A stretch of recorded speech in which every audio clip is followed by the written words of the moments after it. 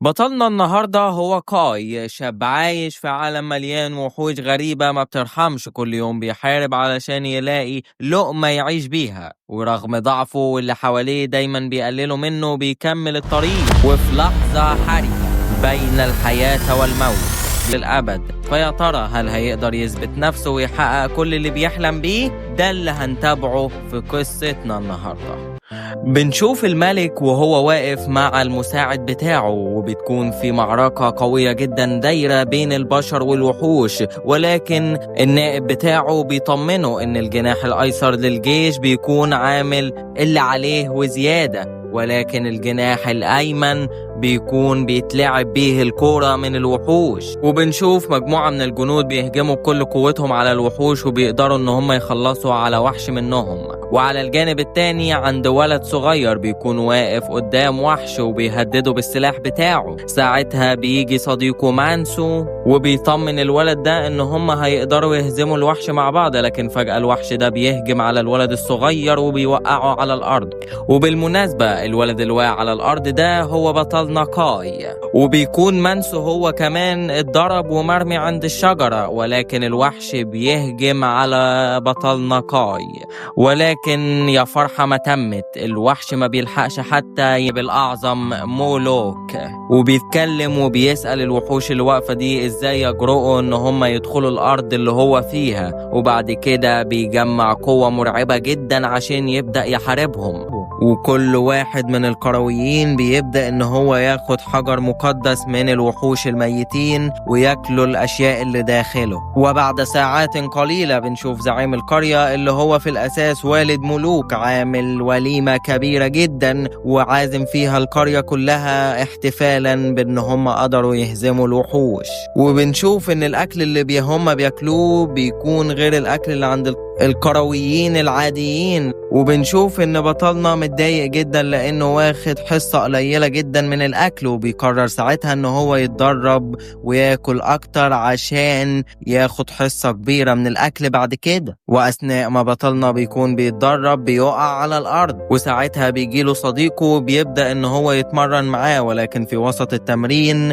بتحصل حاجة غريبة جدا، وبيلاحظ ان هو دخل في عالم تاني غريب جدا، وهو عالمنا اللي بيكون فيه مباني عالية جدا وحاجات متطورة جدا. وفجأة في حاجة بتحصل في ايده وبيكون ده سحر، وبيفوق من الغيبوبة في عالمه الطبيعي وبيكون متفاجئ من السحر اللي حصل في ايده. وعلى الجانب التاني عند زعيم القرية بيكون وصلت رسالة من واحد من جنوده، بيمسكها وبيقراها وبيروح يقول لابنه ان في مجموعة من الأورك بيقربوا على القرية. وبنرجع مرة تانية لبطلنا اللي بيكون قاعد مع صديقه، وصديقه ده بيقول له وبيحكي له ان من زمن بعيد كان في راهب خرجت من ايده نار.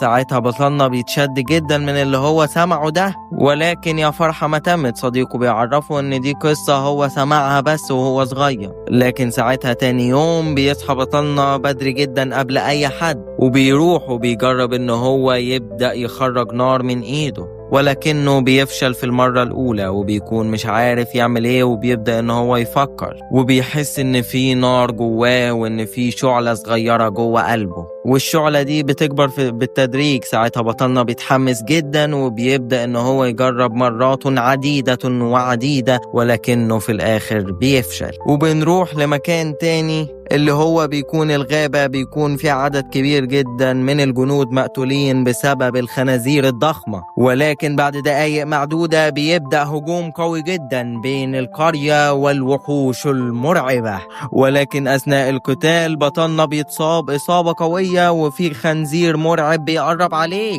ولكن الخنزير ده ما بيلحقش يعمل حاجة وبيتصاب بعدد كبير جدا من السهام في جسمه وسلاحه بيقع منه. وبيكون اللي عمل كده هو صديقه مانسو وعدد من القرويين. وعند ملوك اللي بيكون ماسك الوحش وبينزل بيه على الأرض وبيكمل جري ورا الوحوش عشان يخلص عليهم. وبنرجع مرة تانية لبطلنا وصديقه مانسو اللي بيكون خايف جدا من الوحش وبيتخلى عن بطلنا وبيسيبه وبيهرب. وأثناء ما بيحاول بطلنا الهروب بيحس إن في قوة بدأت تتحرك جواه، وساعتها بتظهر شرارة عند صبعه وصل نقاي على الأرض الأرض وبيحس إن القوة السحرية بتاعته بتقل تدريجيا، وفجأة بطلنا يتحرك بيه وهو تعبان جدا. وأثناء ما بيكونوا ماشيين بطلنا بيعرف الوحش إن هو مش هيموت لوحده، وبيخرج السيف بتاعه وبيخلي الاتنين بيقعوا في المياه. وبعد ساعات قليلة يا صديقي بنشوف بطلنا خارج من المية وهو مش قادر يتحرك،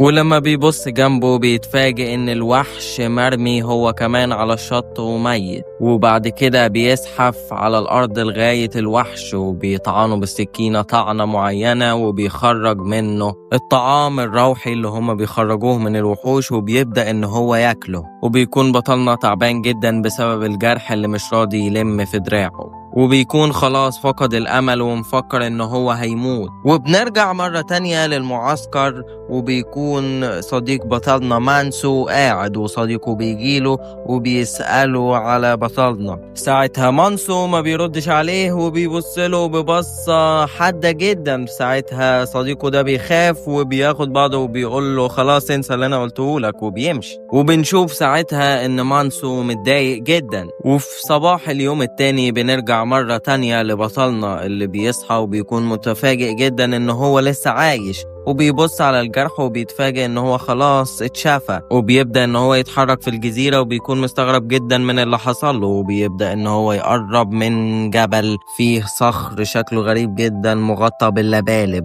ساعتها بطلنا بيوسع الأعشاب الموجودة وبيبدأ ان هو يشوف نقوش على الجدران.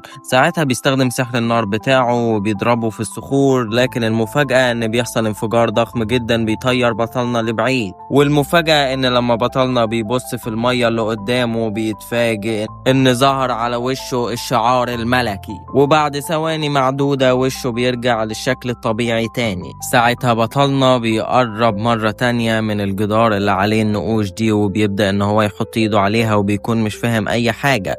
وبعد كده بيطلع يجري وبيقرب من جبل من الصخور، وبيبدأ ان هو يتسلق الجبل ده. لكن المفاجأة ان هو لما بيمسك صخرة وشه بيتحول تاني وبيكسر الصخرة دي وبيقع على الأرض. ساعتها بيظهر على وشه الشعار الملكي تاني، وبيظهر صوت بيقوله إن هو يتقدم. وبالفعل بطلنا بيطلع بكل سرعته وبيوصل للغابة، وبيكمل بطلنا طريقه وهو رايح للمعسكر بتاعه ومتفاجئ جدا من اللي حصل له. وفي المعسكر بطلنا بيوصل وكل اللي موجودين في المعسكر بيتصدموا من اللي شايفينه قدامهم.